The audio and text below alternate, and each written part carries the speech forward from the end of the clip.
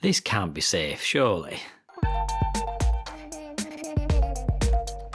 If you're buying an Aygo, you want to be sure that it's a safe car, and the best metric for that has always been the EuroNCAP rating, as it gives an easy to read star review which tells you how safe the prospective car you are buying is. My Aygo scored a 4, which sounds great, but what does that mean?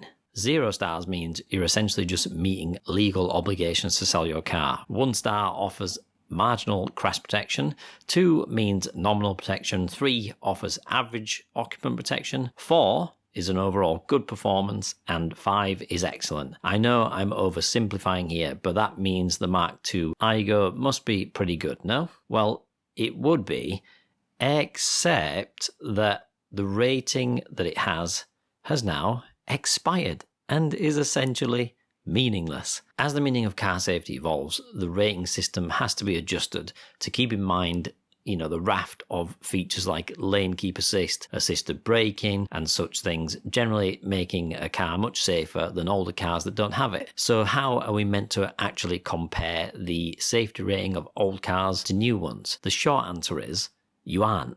EuroNCAP go on to explain that because of this evolution of the rating system, cars' ratings expire when their date stamp, i.e. the year the car was rated, indicated on the rating, is more than 6 years old. An expired rating doesn't necessarily mean that the car has changed in any way, simply that the rating scheme has moved on so much since the car was rated that the assessment is largely irrelevant in comparison with cars tested more recently. So comparing an old Aygo to a new one is literally like comparing apples to oranges, but luckily EuroNCAP authors safety reports for cars which offer a much better picture of how safe they actually are. So the report for the 2014 Mark II Aygo says that adult occupants have good protection of knees and femurs, but did mention that there are parts of the car that could cause injury. Children seem well protected too, with the Aygo scoring maximum points for its protection of 1.5-year-olds, and the passenger side has airbags that can be disabled to accommodate car seats and such. So it all looks good on paper, and if you want to read that document, I'll leave it just below the like button.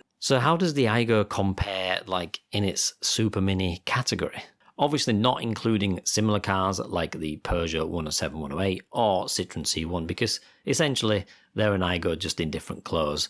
Cars like the Hyundai i20, Kia Picanto from 2011 and 2015, they're rated the same as the Aygo with 4 stars, so it's really not that bad and it's sitting in good company. The story is slightly different with the VW group offerings like the VW Up and the Seat Me Skoda Citigo. From a similar year, they're scoring 5, which you'd kind of expect from a premium brand like the VW group. Ultimately though, the Aygo is a safe car, and it's one I certainly feel safe in. Some comments I've read, they have concerns about being rear shunted, but it's not a concern I share. But if you have any concerns about other things relating to the Aygo, like the most recent video I did on miles per gallon for example, that video's just there for you, and I'll see you there.